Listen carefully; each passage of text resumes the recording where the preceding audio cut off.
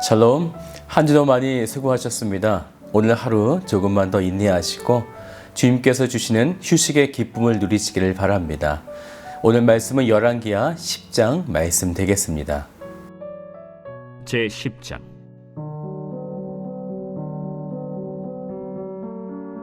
아합의 아들 70명이 사마리아에 있는지라.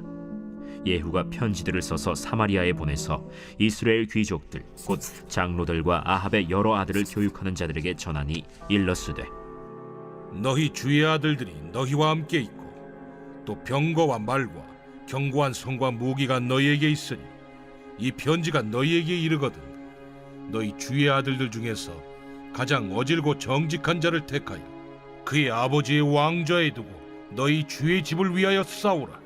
그들이 심히 두려워하여 이르되, 두 왕이 그를 당하지 못하였거든 우리가 어찌 당하리요? 하고 그 왕궁을 책임지는 자와 그 성읍을 책임지는 자와 장로들과 왕자를 교육하는 자들이 예후에게 말을 전하여 이르되, 우리는 당신의 종이라.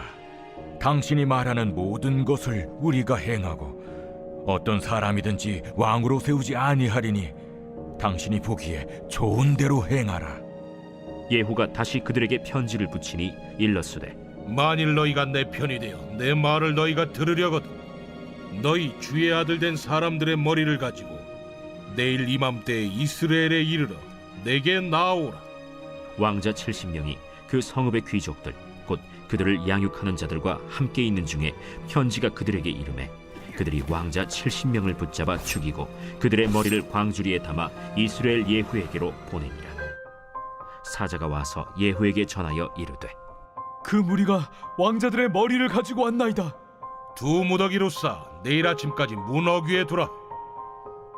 이튿날 아침에 그가 나가서서 뭇 백성에게 이르되, 너희는 의롭도다.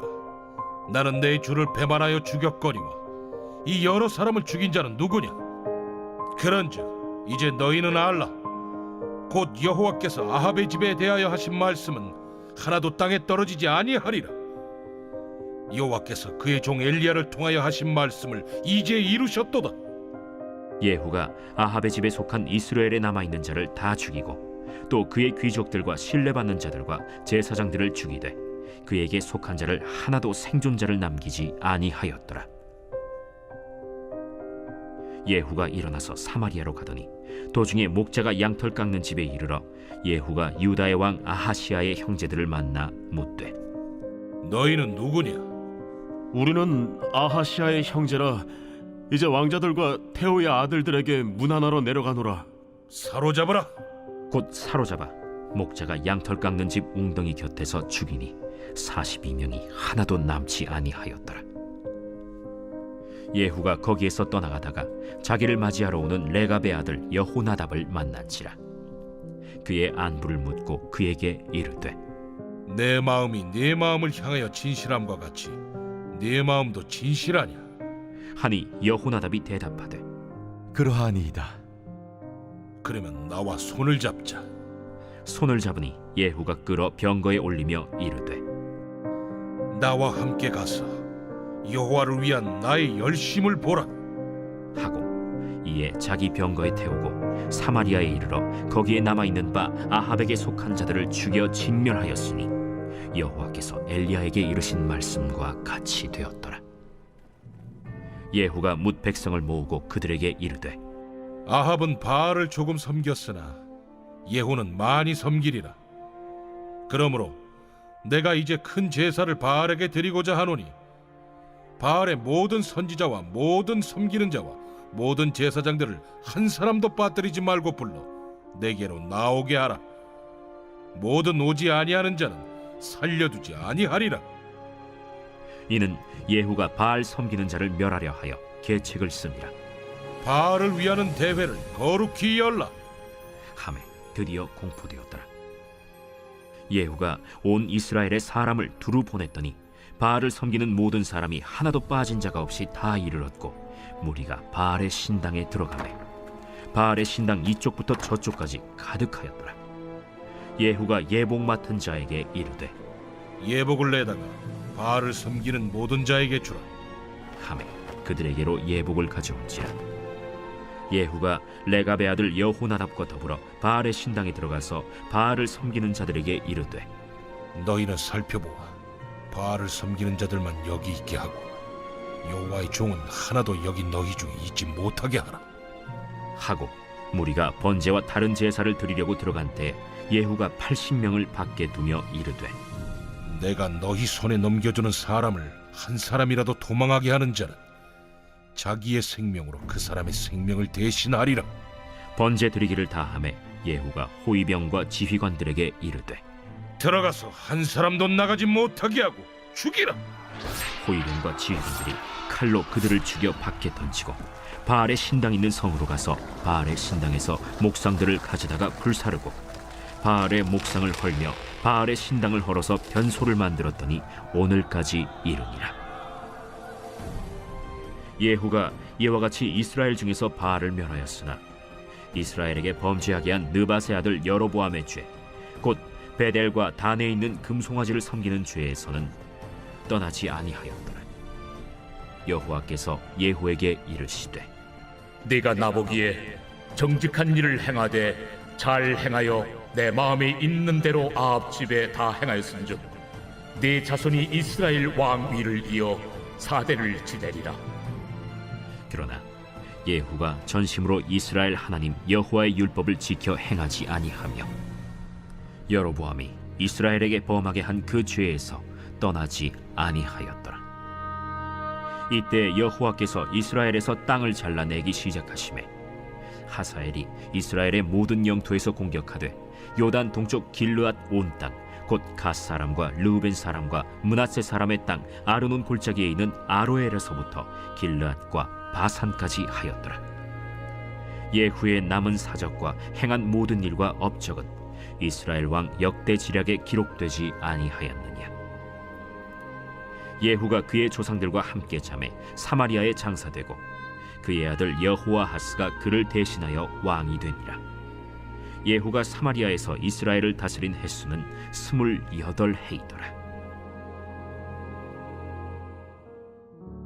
우리는 어제 하나님께서 예후를 들어서 북이스라엘의 아합에 속한 아들과 또 요람과 그의 아내 이세벨을 심판하시는 것을 보았습니다.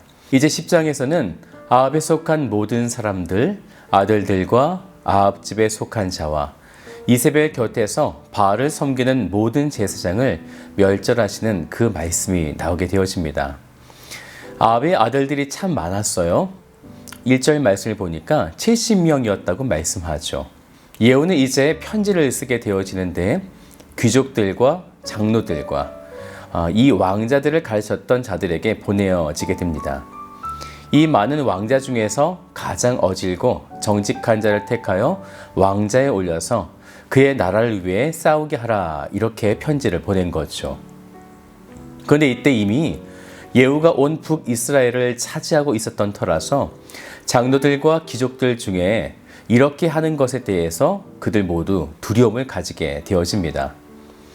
그때 이들은 예후에게 우리는 당신의 종입니다. 당신이 하라는 대로 하겠습니다. 당신이 보기에 좋은 대로 행하소서 라고 이렇게 말하게 되어지는데 이때 예후는 그 아들들의 머리를 가지고 이스라엘로 나아오라 이렇게 말하게 되어지죠. 이것은 시험이었던 것이었어요. 7절 말씀을 볼까요? 편지가 그들에게 이르매 그들이 왕자 70명을 붙잡아 죽이고 그들의 머리를 광주리에 담아 이스라엘 예후에게로 보내니라. 그리고 사람들에게 선포하게 되어집니다. 10절 말씀을 더 같이 볼까요? 그런즉 이제 너희는 알라 곧 여호와께서 아합의 집에 대하여 하신 말씀은 하나도 땅에 떨어지지 아니하리라. 여호와께서 그의 종 엘리야를 통하여 하신 말씀을 이제 이루셨도다 하니라. 아합집을 향한 하나님의 예언이 앞장이었던 9장에서부터 그리고 오늘 말씀까지 이렇게 4번이나 반복해서 나오고 있는 것이죠. 바로 하나님의 이 말씀이 하나도 땅에 떨어지지 아니했다. 다 예언대로 이루셨다. 이것을 말씀하고 있습니다. 그래서 이제 어떻게 멸하시게 되어지냐면 11절 마지막 글 보시면 이런 말씀이 있습니다. 그에게 속한 자를 하나도 생존자를 남기지 아니하였더라. 아합에게 속한 모든 것이 이어지지 않도록 완전히 멸하고 계신 것이죠. 이전에 사울을 통해서 아간에 속한 모든 것을 멸하라 라고 하신 말씀처럼 똑같이 지금 이루어지고 있는 것이에요. 그래서 17절을 보세요. 사마리아에 이르러 거기에 남아있는 아합에게 속한 자를 죽여 진멸하였으니 여호와께서 엘리야에게 이르신 말씀과 같이 되었더라. 이제 시선을 왕에게서 백성들로 좀 바꾸어 볼까요? 백성들은 여기서 두 개의 소속 가운데 속할 수 있는 거예요. 하나는 아합 집에 속한 자, 그리고 또 하나는 하나님의 집에 속한 자. 많은 나라와 민족이 있어도 이 두 개의 진영은 늘 똑같습니다. 하나님의 집에 속하는 자, 아니면 다 아합 집에 속한 자.